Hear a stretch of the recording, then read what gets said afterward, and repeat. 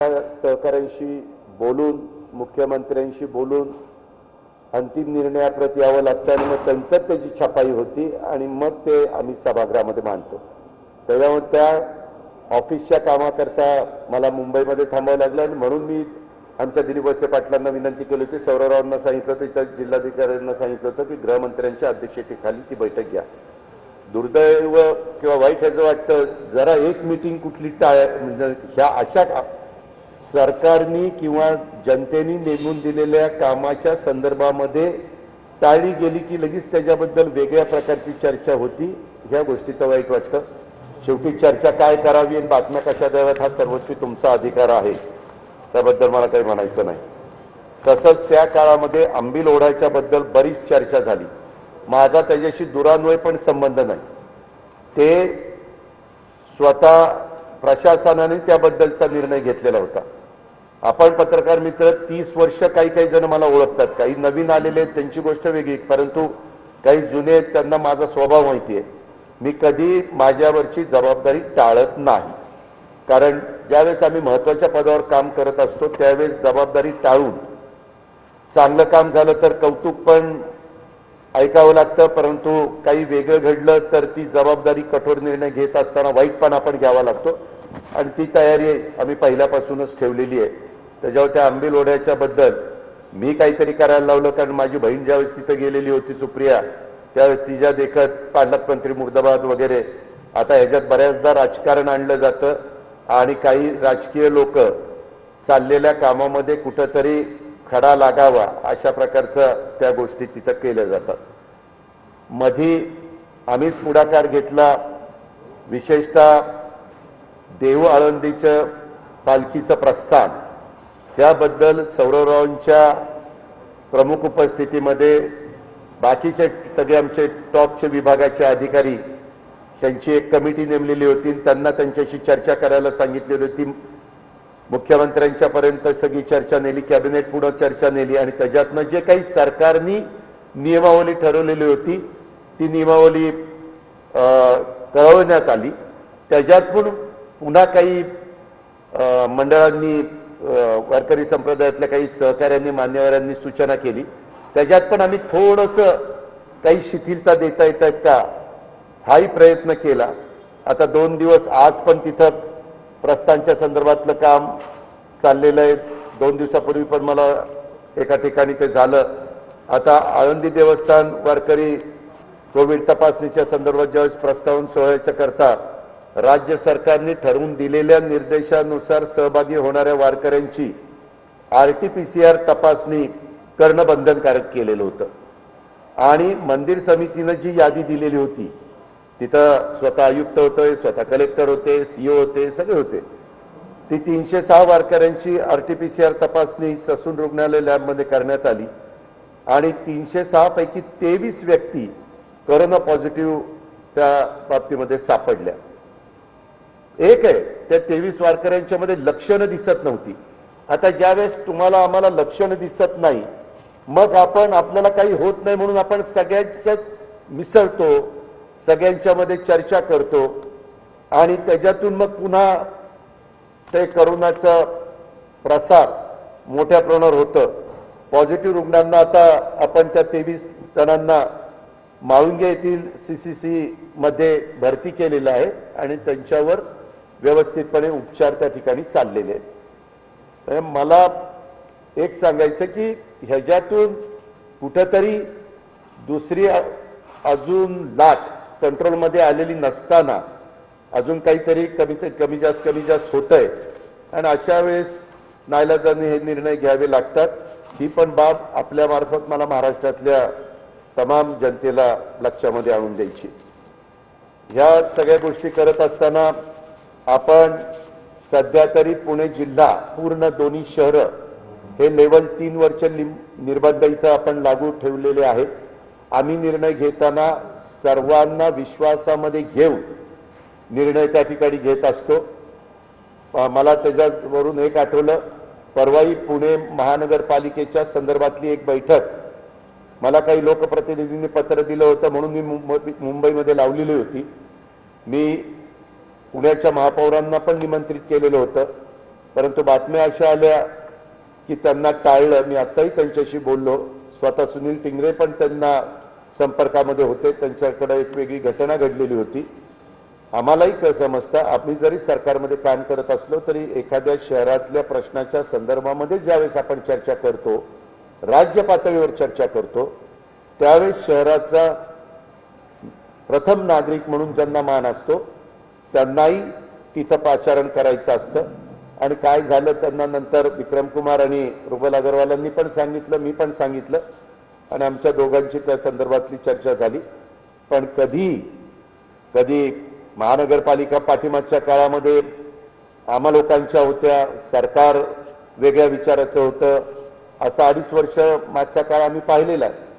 परंतु त्याच्यातनं पण मार्ग काढायचा प्रयत्न केला. शेवटी जनतेचं लोकप्रतिनिधित्व करत असताना अशा गोष्टी घडत असतात, परंतु त्याच्यात तो कुठल्या गटाचा आहे, कुठल्या पक्षाचा आहे हे न बघता तो कुठल्या चेअरवर बसलेला आहे त्या चेअरला आपण मान देत असतो, त्या प्रथम नागरिक या नात्याने आपण मान देत असतो.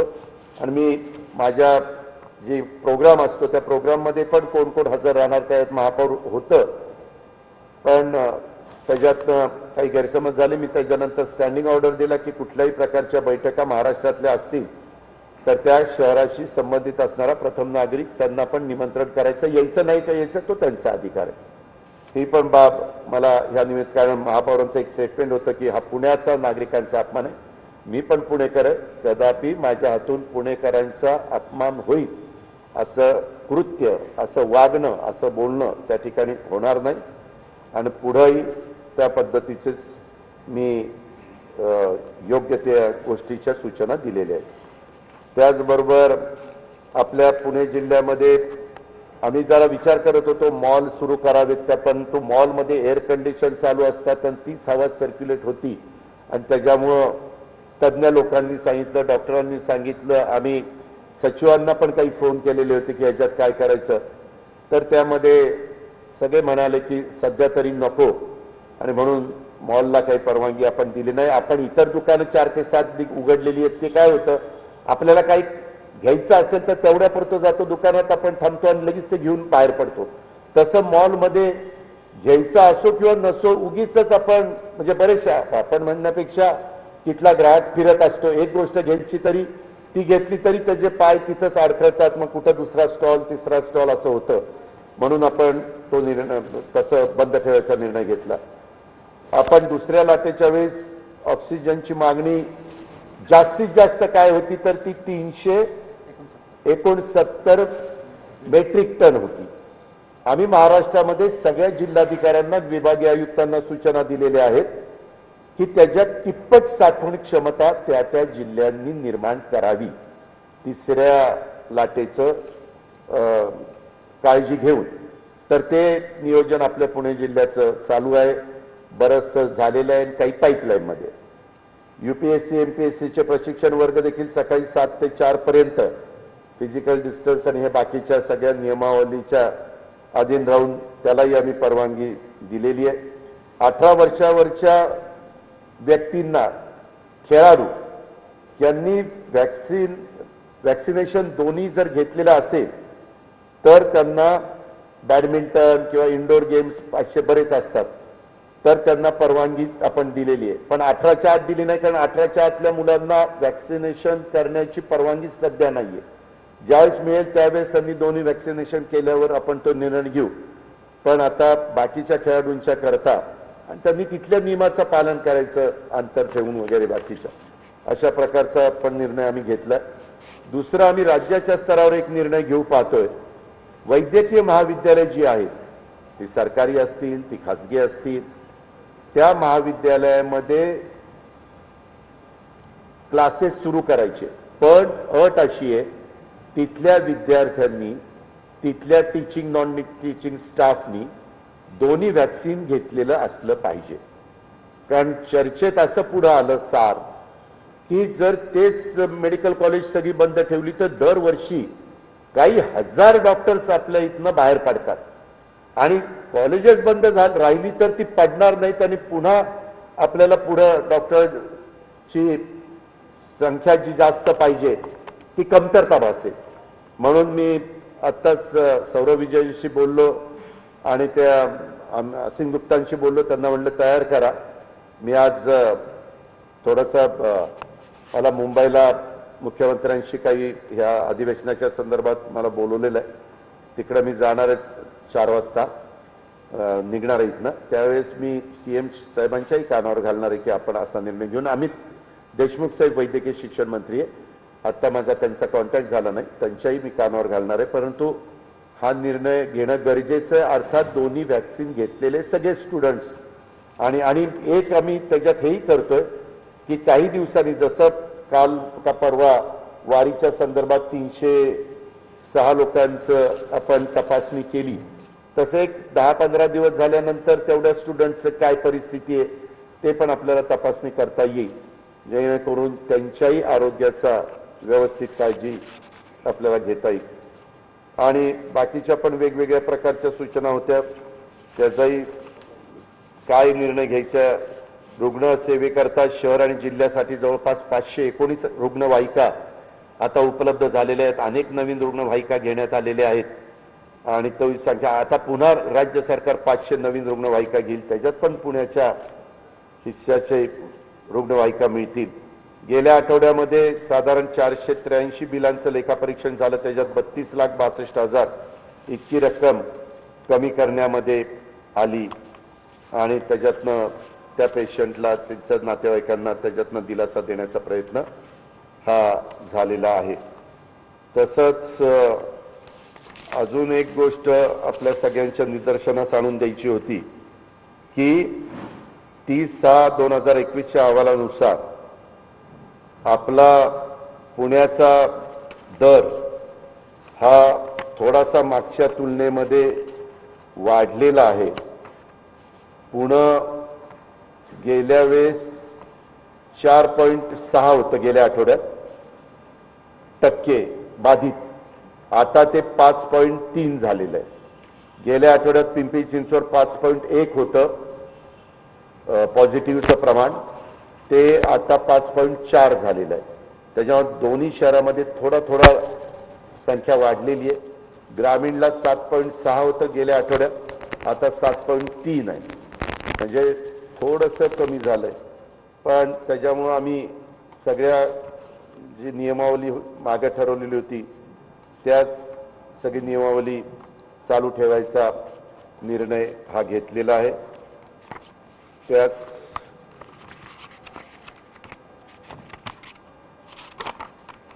एक हे देखील या आठवड्यामध्ये आयुक्तांनी लक्षामध्ये आणून दिलं आणि सगळ्यांनी त्याची नोंद घेतली की ह्या आठवड्यामध्ये 24 पासून 30 पर्यंत साधारण एकूण करोना बाधितची संख्या आणि करोना मुक्त झालेले रुग्ण ह्याच्यात आता तफावत पडायला लागलेली आहे. आता करोना बाधित हे 29 तारखेला 920 होते आणि मुक्त झाले 1065, तेवढ्या दिवसापुरतं ठीक आहे. पण 30 तारखेला 1472 करोना बाधित पुणे जिल्ह्यामध्ये लक्षामध्ये आले आणि फक्त 812 लोक ही करोना मुक्त झाली. पूर्वी जेवढे बाधित व्हायचे त्याच्यापेक्षा जास्त मुक्त व्हायचे. हे थोडंसं काळजीचं आहे, म्हणून त्याबद्दल पण साधक-बाधक चर्चा आम्ही आजच्या बैठकीच्या निमित्तानं केलेली आहे आणि त्याच्यामध्ये काय काळजी घ्यायची त्याच्याबद्दलच्या सूचना त्या देखील दिलेल्या आहेत. या सगळ्या संदर्भामध्ये सांगून झाल्यानंतर काल संपूर्ण महाराष्ट्रामध्ये काही बातम्या झळकल्या आणि त्याच्यामध्ये मला पण सातत्याने वेगवेगळ्या चॅनलमध्ये दाखवण्याचा प्रयत्न करण्यात आला. मी आपल्या माध्यमातून महाराष्ट्रातल्या जनतेला सांगू इच्छितो की एक मुंबईमध्ये सुंदरबाग सहकारी सोसायटी हिनं मुंबई उच्च न्यायालयामध्ये एक जनहित याचिका दाखल केलेली होती 67/2007 मध्ये आणि त्याच्यात त्यांनी असं सांगितलेलं होतं की मुंबई जिल्हा मध्यवर्ती सहकारी बँकेने जो पैसा दिलेला आहे साखर कारखाने उभ्या करण्याच्या करता, त्याच्यातले बरेचसे कारखाने अडचणीत आहे आणि आम्ही सुंदरबाग सहकारी सोसायटीनं त्या बँकेमध्ये पैसे ठेवले, त्याच्यामुळे आमचेही पैसे अडचणीत येतात. PILच्या मार्फत मुंबई हायकोर्टाने ह्याच्यामध्ये लक्ष घालावं आणि काय तो निर्णय द्यावा. मुंबई हायकोर्टाने, मुंबई उच्च न्यायालयाने मुंबई मध्यवर्ती सहकारी बँकेला अशा सूचना केल्या की त्या 14 कारखान्यांना तुम्ही 1 वर्षाची मुदत द्या आणि जर 1 वर्षामध्ये त्यांनी तुमचे रीपेमेंट जे रेग्युलर करायला पाहिजे ते केलं नाही, ते थकवलं, तर हे कारखाने विक्रीला काढायचा निर्णय मुंबई उच्च न्यायालयाने दिला.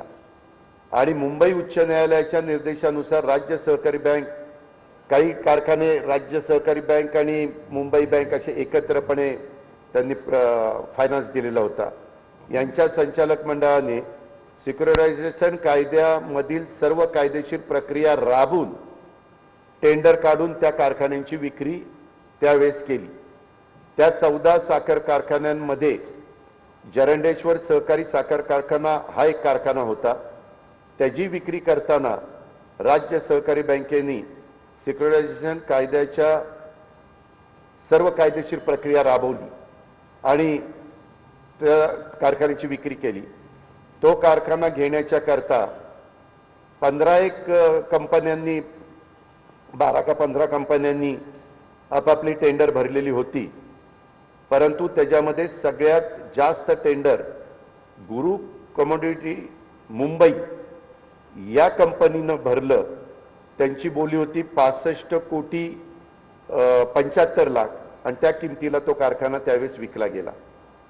असे बाकीचेही अनेक कारखाने वेगवेगळ्या कंपन्यांनी विकत घेतले आणि ते सिक्युरिटायझेशन ॲक्ट खाली ती सगळी कारवाई झाली. ती झाल्यानंतर अनेकांनी वेगवेगळ्या ठिकाणी सेशन कोर्टामध्ये, हायकोर्टामध्ये, सुप्रीम कोर्टापर्यंत, DRT कोर्टामध्ये अशा खूप ठिकाणी आपल्या आपल्या परीनं आपलं म्हणणं मांडण्याचा प्रयत्न केला. परंतु सगळीकडं त्यांना अपयश आलं. अपयश आल्यानंतर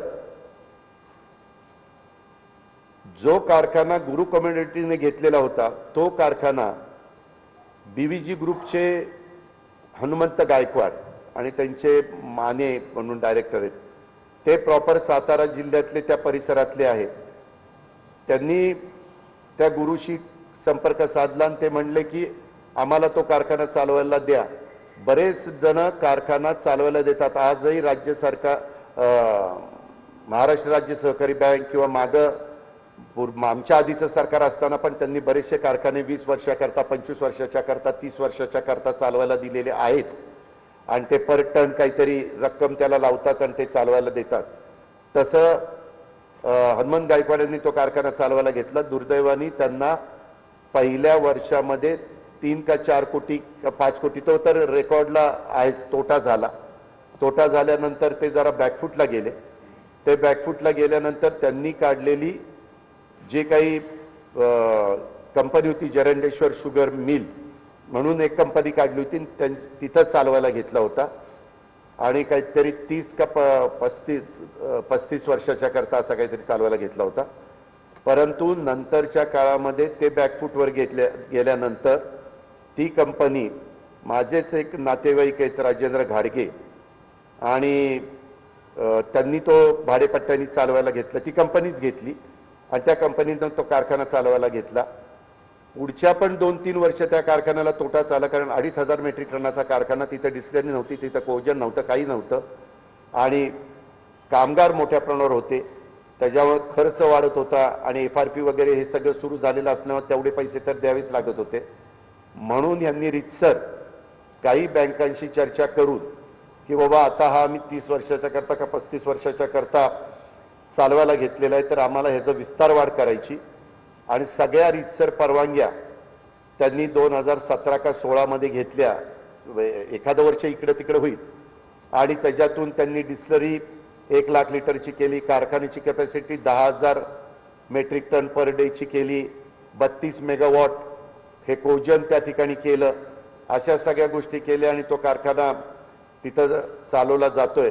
जवळपास 300-400 कोटी रुपये हे सगळं उभं करण्याच्या करता कर्ज काढलेलं ह्या कंपनीने आहे। ते बँकांचं कर्ज घेतलंय, त्याच्यात पुणे जिल्हा मध्यवर्ती सहकारी बँक आहे, त्याच्यात रत्नागिरी जिल्हा मध्यवर्ती सहकारी बँक आहे, त्याच्यात सिंधुदुर्ग जिल्हा मध्यवर्ती सहकारी बँक आहे, सातारा जिल्हा मध्यवर्ती सहकारी बँक आहे। त्यांनी रितसर ते कर्ज दिलेलं आहे, त्याचं रिपेमेंट वेळच्या वेळेला चाललेलं आहे।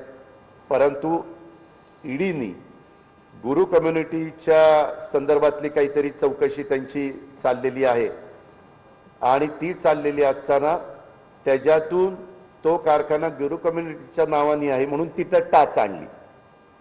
कारखाना गुरु कम्युनिटीच्या नावाने असला तरी चालवतात जरंडेश्वर शुगर मिल, त्याचे ॲग्रीमेंट वगैरे सगळे झालेले आहेत।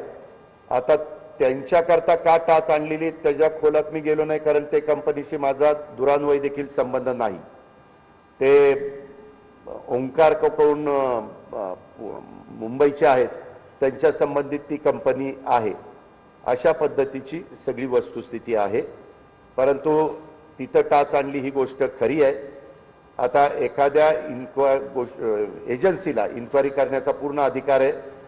त्याच्यातून मागे अनेक तक्रारी झाल्या, त्यावेळेस CIDनं मागच्या सरकारच्या काळामध्ये ह्या सगळ्या चौकशा केल्या, त्याच्यातनं काही निष्पन्न झालं नाही। नंतर अँटी करप्शन ब्युरोनी चौकशा केल्या, त्याच्यात पण काही निष्पन्न झालं नाही। अजूनही त्याच्या PIL देखील काही जणांच्या आज मुंबई हायकोर्टामध्ये दाखल आहे, त्याच्या तारखा पडतायत अनेकांच्या बाबतीमध्ये, म्हणजे कारखाना विक्रींच्या बाबतीमध्ये। आणि ह्या सगळ्या गोष्टी घडत असताना EOWची पण चौकशी चाललेली आहे, ती माझ्या माहितीप्रमाणे अंतिम टप्प्यामध्ये आहे। मधी या साखर कारखान्याच्या विक्रीच्या संदर्भामध्ये माजी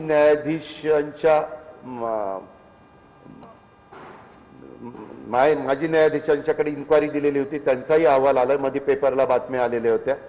अशा बहुतेक ठिकाणी सगळीकडनं पॉझिटिव्ह गोष्टी झालेल्या आहेत, कारण त्याच्यामध्ये तथ्य नव्हतं। पण आता ईडीनं गुरु कम्युनिटीचे संदर्भातलं त्यांनी काय लक्षामध्ये घेऊन केलेलं आहे ते मला काही कळायला मार्ग नाही, नंबर 1। नंबर 2, आता जरंडेश्वर शुगर मिल ही उद्याच्याला न्याय मागण्याच्या करता ज्यांच्याकडे अपील करायचं असेल तिथं जाईलच, कारण कित्येक हजार शेतकऱ्यांचा तो कारखाना आता रोज 10,000 मेट्रिक टनांनी चालतो। त्या भागातल्या बऱ्याच लोकांचा ऊस, तिथले कामगारांचं रोजीरोटी त्याच्यावर अवलंबून आहे, हजारो कामगारांची, तिथल्या तोडणी कामगारांचं त्यांचं सगळं जीवन त्या कारखान्यावर अवलंबून आहे। आणि तिथल्या हजारो शेतकऱ्यांचं ऊसाचं सगळं पीक ह्याच त्यांचं तिथं अवलंबून आहे, कारण तिथल्या आजूबाजूचे बरेचसे कारखाने अडचणीत आहेत। त्याकरता ह्या सगळ्या गोष्टीच्या दृष्टिकोनातनं वकिलांचा सल्ला वगैरे घेऊन त्याच्यावर असणारे डायरेक्टर त्यांच्या परीनं अपिलामध्ये जातील आणि न्याय मिळवून घेण्याचा प्रयत्न करतील। हळूहळू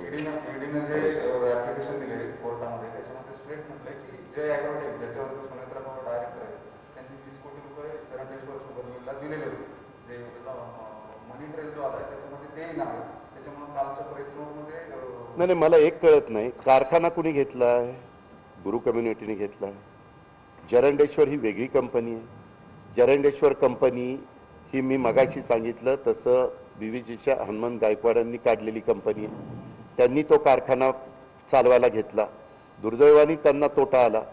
नंतर ते टेकओव्हर ज्या कंपनीने घेतला, म्हणजे आम्ही त्या ठिकाणी चालवायला घेतला, त्याच्यामध्ये त्यांचंही 3-4 वर्ष नुकसान झालेलंच आहे। म्हणून ते नुकसान होऊ नये आणि तिथली परिस्थिती बदलावी म्हणून विस्तारवाढ केली। कागदपत्राची योग्य पूर्तता असल्याशिवाय कुठलाही बँका 400-400, 300-300 कोटी रुपयाचं कर्ज देऊ शकत नाही, कारण आता तर कर्ज घेताना एवढे कडक नियमावली RBIनी, नाबार्डनी सगळ्यांनी केलेली आहे। त्याचं रेकॉर्ड पहिलं चांगलं असावं लागतं। त्या संदर्भामध्ये रेकॉर्ड चांगला असल्याशिवाय ह्या सगळ्या गोष्टी झालेल्या नाही। आणि आम्ही राजकीय जीवनामध्ये काम करत असलो तरी आम्ही 30-30 वर्ष समाजकारण राजकारण करतो। आम्हाला पण परिवार आहे, आम्हाला पण प्रपंच आहे, आणि हे सगळं होत असताना त्याच्यामध्ये केलेल्या गोष्टी जर 20 कोटीवर काही लाख रुपये म्हणतात, ते पैसे चेकचे आहेत का हे तपासा, सोर्स कुठला आहे ते तपासा. तो सगळा स्वच्छ अशा प्रकारचा आहे, त्याच्यामध्ये कुठलीही काही अडचण नाही. ज्यावेळेस जरंडेश्वर शुगर मिलच्या डायरेक्टरला बोलवलं त्यावेळेस त्यांनी सगळं दाखवलं ईडीच्या ऑफिसरांना की हे असं असं असं असं आहे. आणि त्यांनी बँकेलाही बोलवलं, पीडीसीसी बँकेच्या अधिकाऱ्यांना. पीडीसीसी बँकेच्या अधिकाऱ्यांनी सांगितलं की नियमाच्या अधीन राहून ज्या काही गाईडलाईन दिलेल्या आहेत त्या पद्धतीनेच आम्ही कर्ज पुरवठा केलाय आणि आमचं रिपेमेंट वेळच्या वेळेला होतं. दरवर्षी त्यांचा 60 का 65 कोटीचा काहीतरी हप्ता असतो, तो हप्ता जातोय. हप्ता जात असताना आज देखील तो कारखाना त्या भागामध्ये सगळ्यात जास्त रिकव्हरी असणारा कारखाना आहे.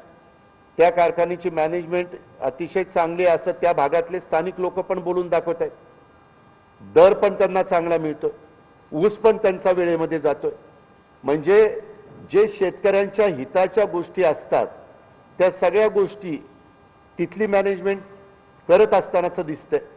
आता उद्याच्याला आम्ही काही लोक काही कंपनीमध्ये होतो पूर्वी, परंतु डॉक्टर मनमोहन सिंगजी पंतप्रधान ज्यावेळेस झाले त्यावेळेस त्यांनी देशातल्या सगळ्या मंत्र्यांना आव्हान केलं की तुम्ही मंत्री म्हणून काम करत असताना तुम्ही आणि तुमची पत्नी कंपन्यांच्यावर डायरेक्टर राहू नये. त्यावेळेस तिथं डायरेक्टरशिप सोडणं बऱ्याच जणांनी सोडली, तशी त्यांनी सोडली आणि दुसरे तिथं डायरेक्टर आले. ह्याच्यामध्ये चुकीचं काय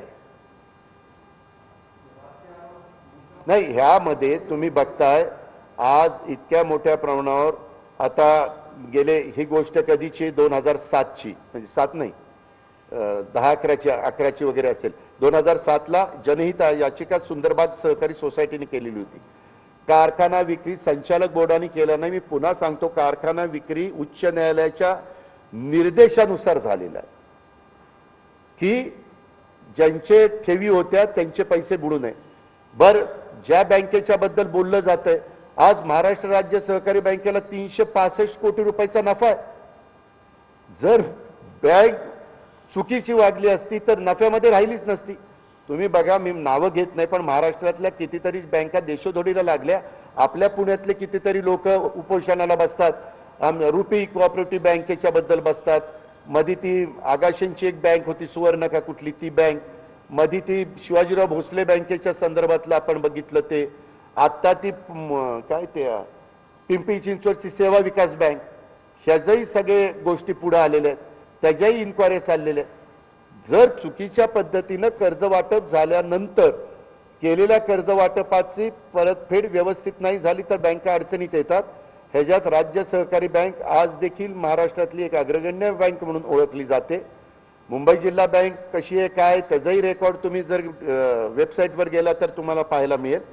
पण ह्या संदर्भामध्ये गुरु कम्युनिटीच्या संदर्भातलं काय कारण आहे हे मी त्या कंपनीशी संबंधित असल्यामुळे मला ते माहिती नाही, परंतु मी माहिती काढण्याचा प्रयत्न करणार आहे. कारण त्यांच्याकरता जर तिथं हे केलेलं असेल, ताब्यामध्ये घेतलेलं असेल, तर जरंडेश्वर शुगर मिलचाही प्रश्न निर्माण झालेला आहे की त्यांनी 400 कोटी रुपये आता बँकेला भरायचे कसे. उद्या कारखाना तर चालला पाहिजे, तिथल्या शेतकऱ्यांनी ऊस घालायचा कुठं. आज कोरोनाच्या काळामध्ये उभ्या महाराष्ट्रामध्ये भारतामध्ये अनेक कारखाने बंद पडले, तिथल्या कामगारांची घरदारं रस्त्यावर आलेली आहेत. आज त्यांच्या तिथं परमनंट कामगार, सिजनल कामगार यांचे पगार चालू आहेत, व्यवस्थित पगार चालू आहे, कुठली काही तिथं अडचण नाहीये.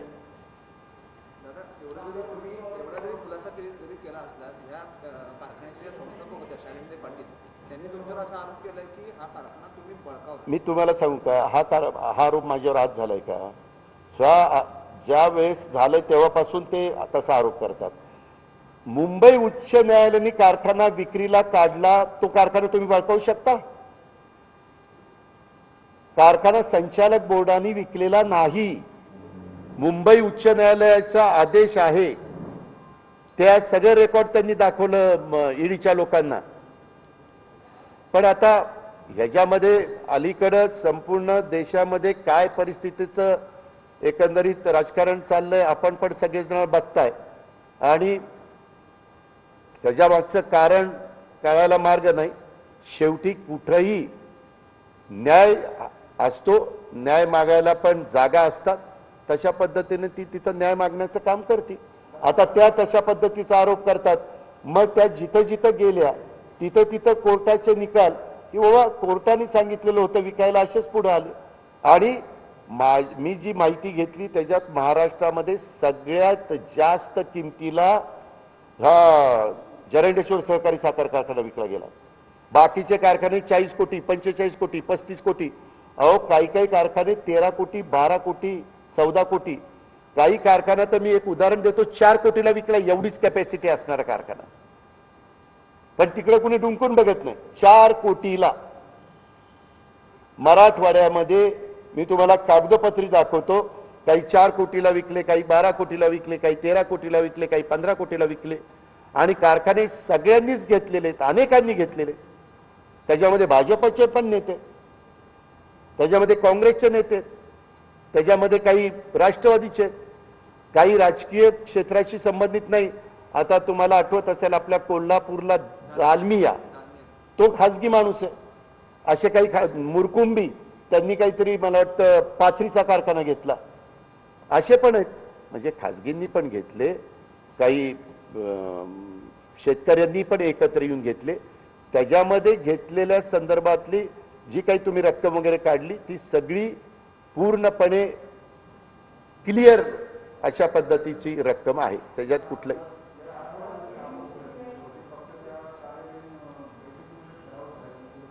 नाही. नाही, आज आपण इतके वर्ष, आता ऐका ना, 2 वर्षांनी देशाला स्वातंत्र्य मिळून 75 वर्ष होतील. एकच वर्षांनी 47 आणि 5. तर त्या काळामध्ये ह्या सगळ्या गोष्टी करत असताना आज 75 वर्ष होत आलेली आहेत. देशाला स्वातंत्र्य मिळून आपण साजरा करणार आहे. अशा सगळ्या गोष्टी करत असताना तुम्ही जे आता प्रश्न विचारला, काय विचारला? हा, तुम्ही आता 75 वर्षात किती पक्ष, अशा कुठल्या पक्षाच्या मध्ये ठराव केले जातात का? आणि उद्याच्याला तक्रार करायची असेल तर पक्षाचा ठराव करत असताना त्यांच्याही बद्दल ज्यांनी ठराव केला आणि ज्यांनी प्रेस घेतली त्यांच्याबद्दल स्वतः राजे क्षीरसागर कोल्हापूरचे आमदार त्यांनी काय ॲलिगेशन केले ते बघा. ते मंत्री असताना, ह्यांचा सपोर्ट तिथं असताना, म्हणजे गंमतच वाटते. अर्थात कुठल्याही पक्षाला, कुणालाही, कसल्याही लोकशाहीमध्ये ठराव करण्याचा अधिकार आहे, त्याबद्दल दुमत असायचं कारण नाही. जरूर चौकशी केली पाहिजे. उद्याच्याला कुणालाच्या मनात शंका कुशंका राहू नये, परंतु चौकशी पारदर्शक झाली पाहिजे. त्याला कुठला वेगळा काहीतरी कारण आहे असं जाणवलं नाही पाहिजे.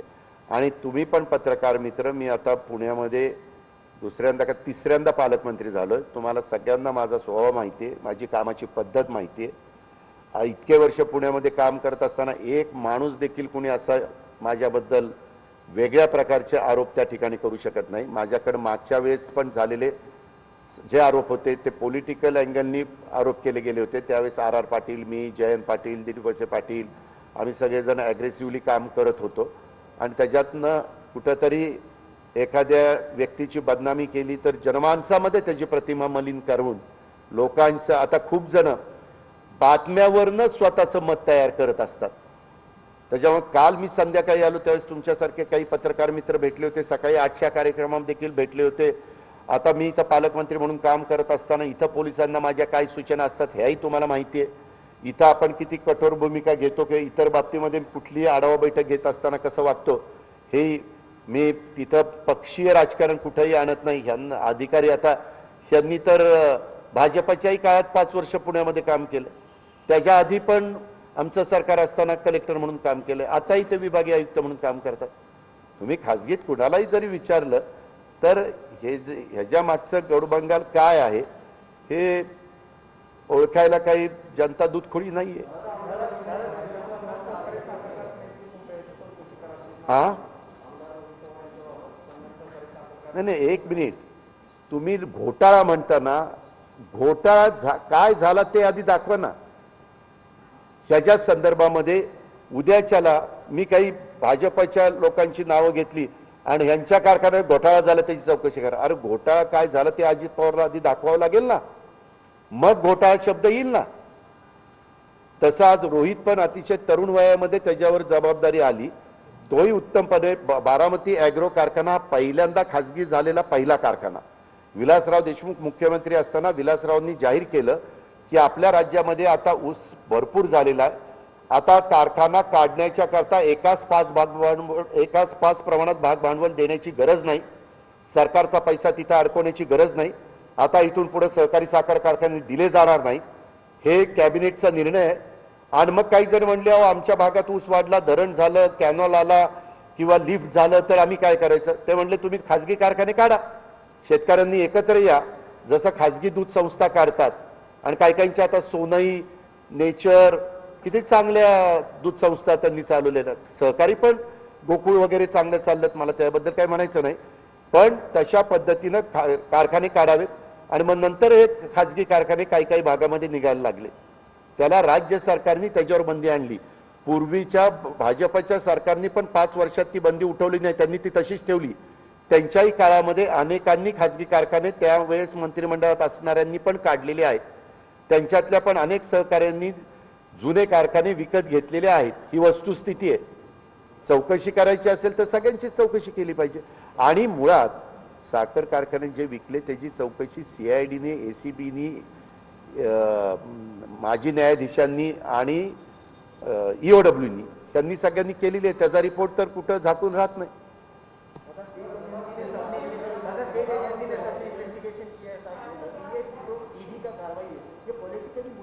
नाही, ईडीने गुरुच्या संदर्भातली ती गुरुनी तो कारखाना परचेस केलेला होता ते काढलंय, त्याच्याबद्दल मला काही सांगायचं. हा नाही, मी मगाशीच सांगितलं ना, पुढावरही तुमच्यावर, आमच्यावर, देशातल्या नागरिकावर संविधान आहे, कायदा आहे, नियम आहेत, त्याच्या संदर्भात अपील आहे. असं काही झालं की कुणाला तरी फाशीची शिक्षा, लगेच शिक्षा, त्याला अपील करायचा पण अधिकार असतो ना. फार राष्ट्रपतीपर्यंत जाऊ शकतात, सगळ्या काही गोष्टी आहेत. तशा पद्धतीने ह्याच्यात पण काही गोष्टी असतील ना. आता या जर अशा प्रकारचं व्हायला लागलं तर म्हणजे केंद्रातल्या सरकारच्या विरोधामध्ये जे पक्ष आहेत त्या सगळ्यांच्याच मागं ह्या गोष्टी सुरू होतील आणि लोकशाहीच अडचणीमध्ये, डेमोक्रेसी संप नाही. त्याच्या संदर्भामध्ये त्याच्यात आज हे काही झालेलं आहे ह्याच्या संदर्भात मी माझी वस्तुस्थिती तुमच्यासमोर ठेवलेली. कोण कुणाला टार्गेट करतंय, कुणीच, प्रत्येकजण आपली आपली कामं करतच राहणार. जनाधार ज्यांच्या मागे आहे ते लोकांच्या मध्ये मिसळत राहणार, लोकांच्या पुढं. पण काल ही घटना घडली तेव्हा मला ह्याच्यातलं काही माहिती नव्हतं. रात्री मी त्याची इत्थंभूत सगळी माहिती घेतली आणि मलाही सकाळी तुमच्यासारखे काही पत्रकार भेटले, ते म्हणले उत्तर द्या. मी म्हणलो मी नीटपणे माहिती घेऊन उत्तर देतो, कारण आता हे प्रकरण न्यायप्रविष्ट आहे. आज इन्क्वायरी चालू आहे. इन्क्वायरी करत असताना कुणाची इन्क्वायरी झाली तर इन्क्वायरी ऑफिसरला पूर्णपणे सहकार्य करण्याची भूमिका ही आपल्याला कायद्याने, नियमांनी ठेवावी लागते. ते ठेवायची आमची तयारी.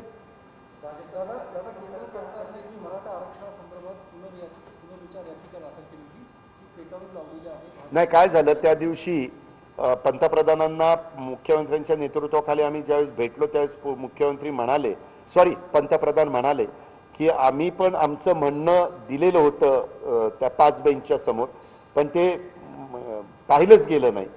तर म्हणले आम्ही पुन्हा ते सुप्रीम कोर्टामध्ये जाणार आहोत. आणि ते त्यांनी सांगितलेलं होतं, त्याच्यात त्यांनी खाली सूचना दिल्या असतील आणि म्हणून ते गेले.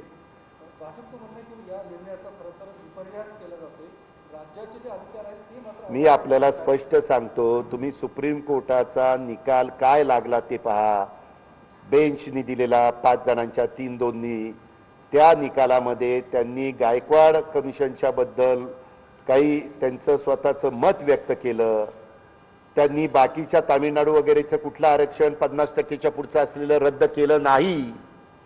त्यांनी इथलं रद्द करत असताना काही गोष्टीचा उल्लेख केलेला आहे. त्याच्यात आता एकमेव पर्याय मध्ये स्वतः छत्रपती शाहू महाराज म्हणजे कोल्हापूरचे आत्ता विद्यमान, त्यांनी पण सांगितलं की आता हे पार्लमेंटनी ह्याच्याबद्दलचा निर्णय घेतला पाहिजे आणि जे काही बिल आणायचं असेल, जे काही निर्णय घ्यायचा असेल तो घ्यावा, आणि तो निर्णय घेतला तर तो निर्णय उद्याच्याला टिकेल अशीच आम्ही विनंती केली. ओबीसीच्या संदर्भामध्ये केली, मराठा आरक्षणाच्या संदर्भामध्ये केली. पण आता ओबीसीच्या बद्दल आमचे ज्येष्ठ नेते भुजबळ साहेबांनी पण आपली स्वतःची जे काही मत आहे, मागं काय काय झालं मागच्या 5 वर्षाच्या युतीच्या काळात, ते पण बरेच दाखले दिलेले आहेत, ते आपण सगळ्यांनी पाहिलेले.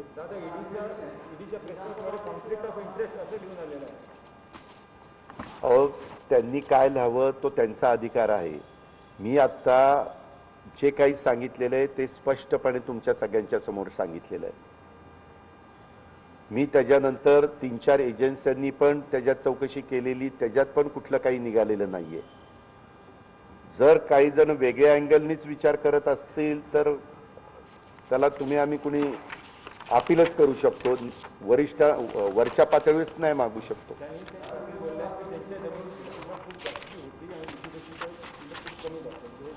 अहो, तुमच्या काही लक्षात येतं का हो? अख्ख्या महाराष्ट्रात जेवढे कारखाने विकले गेले त्याच्यात सगळ्यात जास्त किमतीने हा कारखाना विकला गेला. बाकीचे कारखाने 13 कोटी 12 कोटीने विकले गेले. तिथेही जमीन 200-300 एकरच आहे. असं काय उगे कुठली नाही, रिकव्हरी कमी जरी असली तरी बाकीच्या संदर्भामध्ये देखील कोल्हापूरच्या परिसरात, सांगलीच्या परिसरात, सातारच्या परिसरात, सोलापूरच्या परिसरात कारखाने विकले गेलेच ना.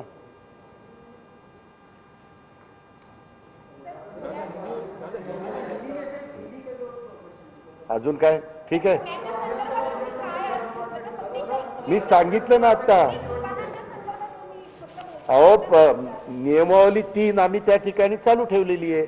जी लेवल 3 राज्यामध्ये जी आहे ती मुख्यमंत्र्यांनी सांगितली सगळीकडे चालू ठेवा, ती पुण्यामध्ये पण चालू ठेवली.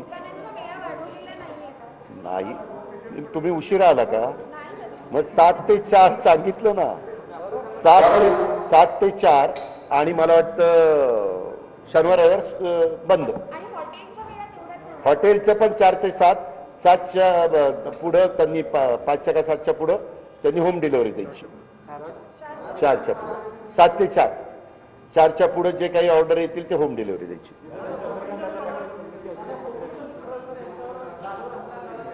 हा,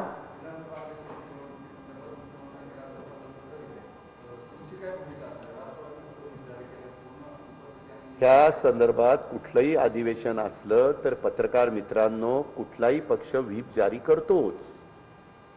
कारण 2 दिवसाचं अधिवेशनाचं कामकाज महत्वाचं असतं, त्याच्यामुळे सगळेजण आपापल्या परीने व्हीप जारी करतात. त्यात वेगळं काय? त्याला तुम्हीच असा वेगळा रंग देण्याचा प्रयत्न करता, असं अजिबात नाही. ती म्हणजे अधिवेशन सुरू झाल्यावर कमी दिवसाचं असेल तर त्या पद्धतीनं पक्ष आपल्या आपल्या लेवलला निर्णय घेतात. तो पक्षाचा पूर्ण अधिकार आहे, प्रतोदचा अधिकार आहे आणि त्यांनी तो बजावलेला आहे.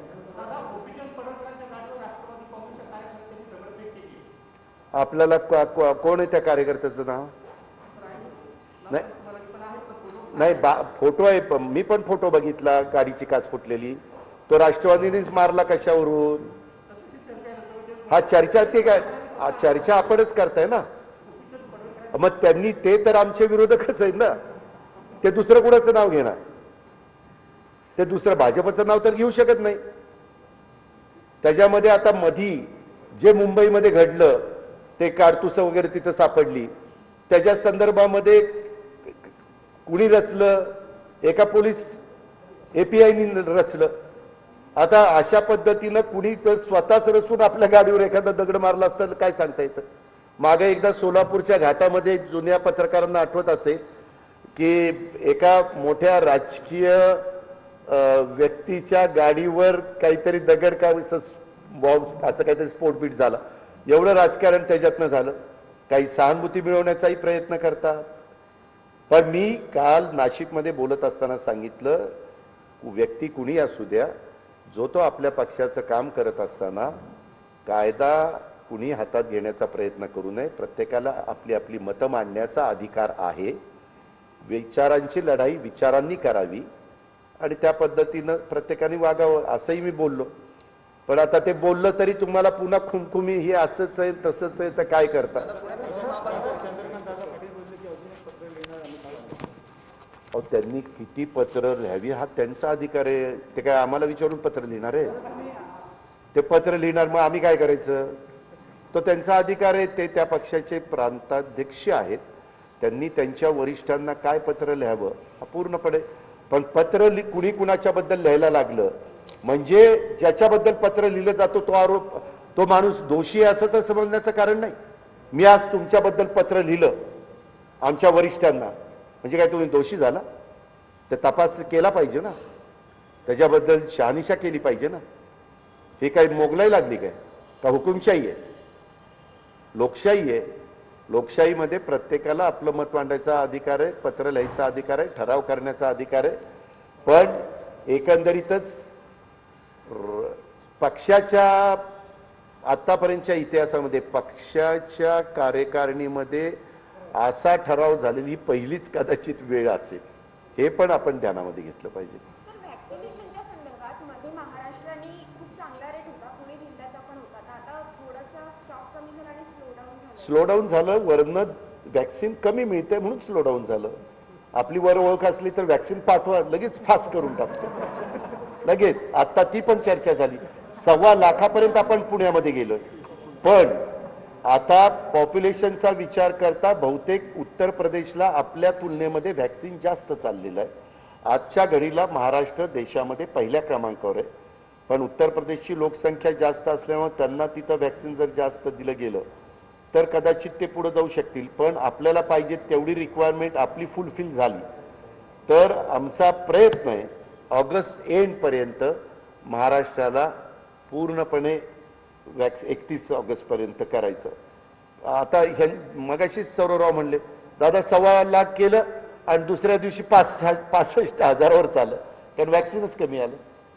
शेवटी तयार होणाऱ्या वॅक्सिनचा पुरवठा देशातल्या प्रत्येक राज्याला त्या प्रमाणातच ते देत आहेत आणि त्याचं वाटप हे स्वतः केंद्रातले लोक लक्ष घालून करतायत.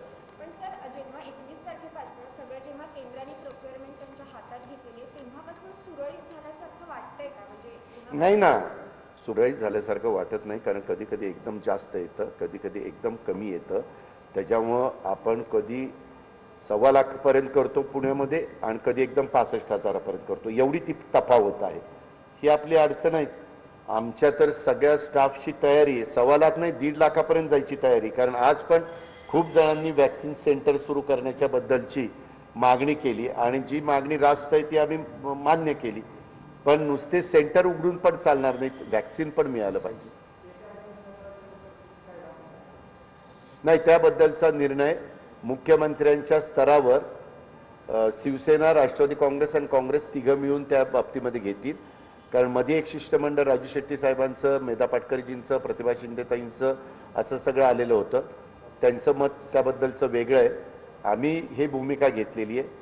शेतकऱ्यांना अडचणीचा ठरणारा, शेतकऱ्यांना त्रासदायक ठरणारा, शेतकरी विरोधी असणारा कुठलाही कायदा आम्ही महाराष्ट्रामध्ये लागू करणार नाही.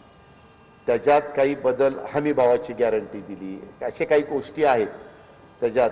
किंवा उद्याच्याला मी शेतकरी आणि तुम्ही माझा माल उचललाय त्यावेळेस तुम्ही त्या मालाचे पैसे 3 दिवसात का 7 दिवसात दिले नाही तर तुम्हाला इतके लाख रुपये दंड वगैरे, असं काही त्याच्यात चर्चा झाली आमच्या कमिटीमध्ये.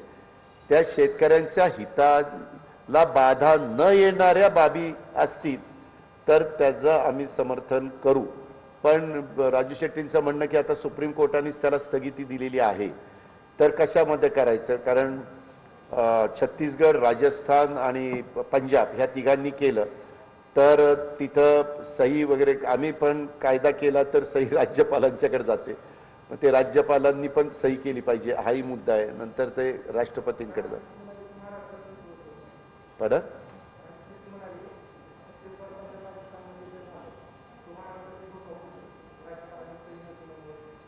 नाही, त्याच्यात आपण आता एवढ्या मोठ्या महामहिम व्यक्तीबद्दल न काही तिथं पाठवता असं बोलणं, राजू शेट्टीने बोलणं वेगळं आहे. ते आज मी बोलणं म्हणजे धडाकाचं लगेच एक ब्रेकिंग न्यूजचा सुरू व्हायचा. नाही, मला माहिती नाही. मला मुख्यमंत्र्यांनी बोलवलं, रात्री त्यांचा फोन आला होता. मी म्हटलं साहेब माझी सकाळी ही 11:30ची मीटिंग आहे, ती झाल्यावर मी दुपारी निघतो. मी संध्याकाळी तुमची भेट घेतो. Okay, thank you very much. आपण बघतोय उपमुख्यमंत्री अजित पवार यांनी अर्थातच चर्चा केलेली आहे. कारखाना विक्री कोर्टाच्या निर्देशानं होतीये. कारखाना विक्री होत असताना अर्थातच जरंडेश्वरवरती टाच आणण्याचं कामही झालेलं आहे असं म्हटलंय. मात्र संचालकांच्या आदेशानं कारखान्याची विक्री होतीये. राज्य सहकारी बँकेला नफाच झालेला आहे असंही त्यांचं म्हणणं आहे. जास्त किमतीनं जरंडेश्वर कारखाना विकला गेला. योग्य ठिकाणी अर्थातच आम्ही न्याय मागू आणि यंत्रणांच्या ससेमिऱ्यामुळे लोकशाही धोक्यात येईल अशा स्वरूपाचं एक सूचक वक्तव्य सुद्धा त्यांनी केलेलं आहे. तर 14 कारखान्यांना 1 वर्षाची मुदत घ्या असा निर्णय कोर्टाचा होता आणि नाही तर विक्री करा असंही त्यांनी म्हटलेलं होतं. पुढावरही तुमच्यावर आमच्यावर देशातल्या नागरिकावर संविधान आहे, कायदा आहे, नियम आहेत, त्याच्या संदर्भात अपील आहे. असं काही झालं की कुणाला तरी फाशीची शिक्षा लगेच शिक्षा, त्याला अपील करायचा पण अधिकार असतो ना. फार राष्ट्रपतीपर्यंत जाऊ शकतात, सगळ्या काही गोष्टी आहेत. तशा पद्धतीने ह्याच्यात पण काही गोष्टी असतील ना. आता या जर अशा प्रकारचं व्हायला लागलं तर म्हणजे केंद्रातल्या सरकारच्या विरोधामध्ये जे पक्ष आहेत त्या सगळ्यांच्याच मागं ह्या गोष्टी सुरू होतील आणि लोकशाहीच अडचणीमध्ये, डेमोक्रेसीच संपू. तो कारखाना घेण्याच्या करता 15 कंपन्यांनी 12 का 15 कंपन्यांनी आपापली टेंडर भरलेली होती.